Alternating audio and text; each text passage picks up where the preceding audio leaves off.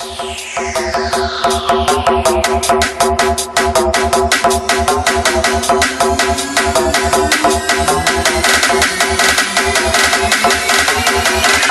there's something else that you need to know about perpendicular bisectors.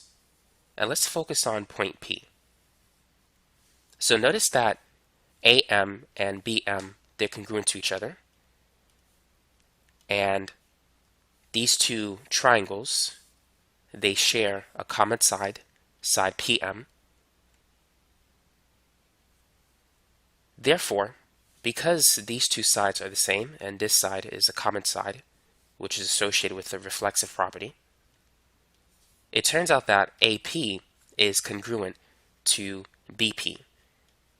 And so that's another feature of perpendicular bisectors, is that any point on the perpendicular bisector is equidistant to the endpoints of the segment that it bisects.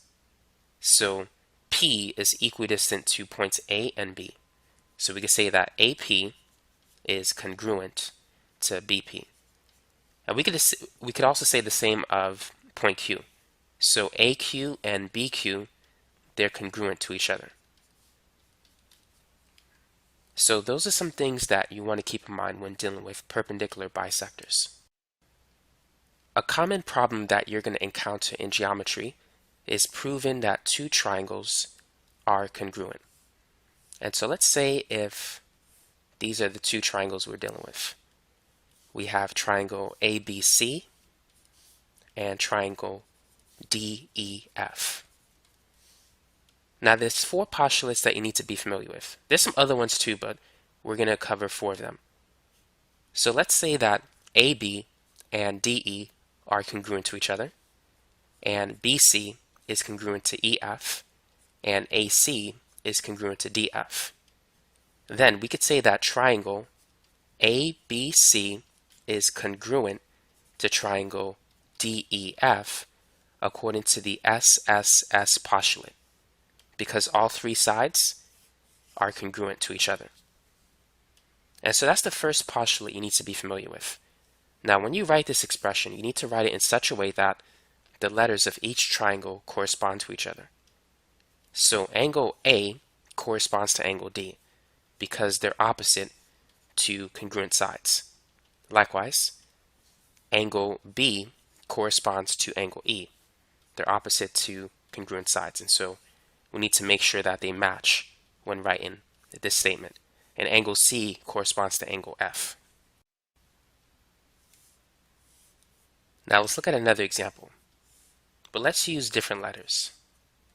So let's call this triangle XYZ, and let's call this triangle RST.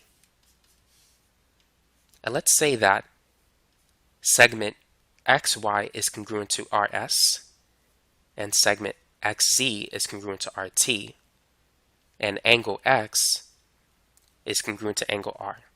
What postulate can we use to prove that these two triangles are congruent? So we have a side, an angle, and a side. So we could use the SAS postulate to make the statement that triangle XYZ is congruent to triangle RST. And so that's the second postulate that you need to be familiar with in order to prove that two triangles are congruent. Now, once you prove that two triangles are congruent, you can also make another statement. For instance, now that we know that these two triangles are congruent, I can say that angle Y is congruent to angle S. And the reason why I can say that is something called CPCTC. Corresponding parts of congruent triangles are congruent. So once you prove that two triangles are congruent, then you can make a statement that other portions of that triangle are congruent as well, using this as your reason. Now let's try another example.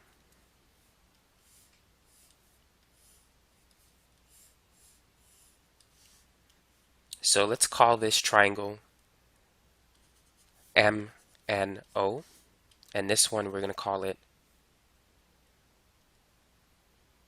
GHI.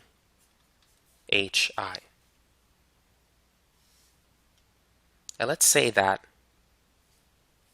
angle N is congruent to angle H, segment MN is congruent to segment GH, and angle M is congruent to angle G. So what postulate can we use to prove that these two triangles are congruent? So we have an angle, a side, and an angle. So we could use the ASA postulate, angle, side, angle, to say that triangle MNO is congruent to triangle GHI. So now that we've proven that the two triangles are congruent, I can make a statement and say that another portion of these triangles are congruent. I could say that MO is congruent to segment GI. And the reason is CPCTC. Corresponding parts of congruent triangles are congruent. Now there's one more postulate that I want to go over. So let's say this is triangle ABC and this is triangle RST. Let's say that angle A is congruent to angle R, angle C is congruent to angle T, and let's say that BC is congruent to ST. So what postulate can we use to prove that these two triangles are congruent? So here we have an angle, and a side. So we could use the AAS postulate to make the statement that triangle ABC is congruent to triangle RST.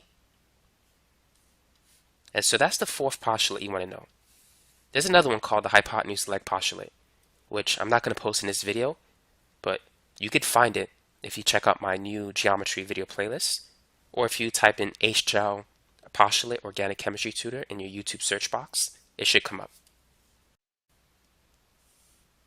Now let's work on some problems. So let's say that this is ADC, and we're going to have a composite triangle. So let's say that we're given that segment AD is congruent to segment DC, and segment AB is congruent to segment BC. How can we prove that these two triangles are congruent? That is triangle ABD and CBD. What can we do? Right now, we see that two sides are congruent. But notice that both triangles share a congruent side. If we were to split this triangle into two parts, such that we have triangle ABD and triangle CBD. So we can see that AD and DC are congruent because that's given to us. AB is congruent to BC. And also, DB is congruent to itself based on the reflexive property. So thus we could say that triangle ABD is congruent to triangle CBD according to the SSS postulate. Now, using CPCTC, we can make a statement that, let's say, angle A is congruent to angle C based on CPCTC. Here is another example. So let's say this is A, B, C, D, and E. And let's say we're given that angle A is congruent to angle E, and AC is congruent to CE.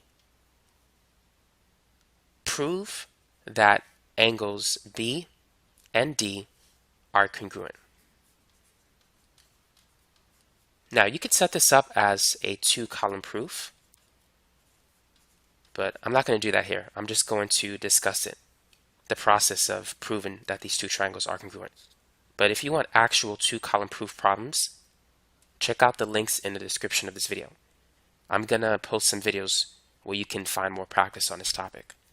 This video is just a quick review of topics that you need to know in geometry. So right now we can't use any postulates here because all we have is an angle and a side. We don't have this yet. This is what we're trying to prove. So we can't use that right now. So what else do we know about triangles ACB and ECD? Notice that angles ACB and ECB are congruent to each other because they form vertical angles. Vertical angles are congruent. So based on the ASA, angle side angle postulate, we can make the statement that triangle ACB is congruent to triangle ECD. Now, once we prove that the two triangles are congruent, now we can make the statement that angle B is congruent to angle D using CPCTC. And we don't have to stop there. If we want to, we can show that segment AB is congruent to segment ED, also using CPCTC as a reason. Now let's consider one more example.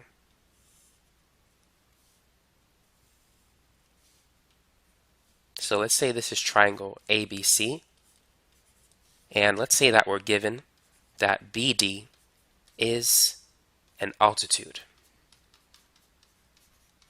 In addition, let's say we're given that angle A is congruent to angle C. So let me just write given. Your task is to verbally prove that angle ABD is congruent to angle CBD. So feel free to pause the video and come up with a process that will prove that this statement is true. So first, let's mark down what we know. Angle A is congruent to angle C. And so that's given. Now, BD is an altitude. What do we know about altitudes? Altitudes, they form right angles. So angle ADB is congruent to angle CDB. Now, in addition, triangle ADB share a same side with triangle CBD. So if we split it into two triangles, triangle ADB and CDB, we could say that these two sides are congruent based on the reflexive property, and we have that angle D is congruent to each other and angle A is congruent. So thus we have angle, angle, side. And so we can prove that the two triangles are congruent. So we can make the statement that triangle ADB is congruent to triangle CDB. Now that we've proven that the two triangles are congruent, we can make the statement that angle ABD is congruent to angle CBD according to CPCTC. Corresponding parts of congruent triangles are congruent. And so that would complete this problem, but you could set it up as a two-column proof if you want to. And using CPCTC, we can also say that segment AB is congruent to segment BC, or we could say that segment AD is congruent to segment CD. And so using CPCTC, you can also prove that any other parts of the two triangles are congruent. So that's my 2 cents for today. That's all I got.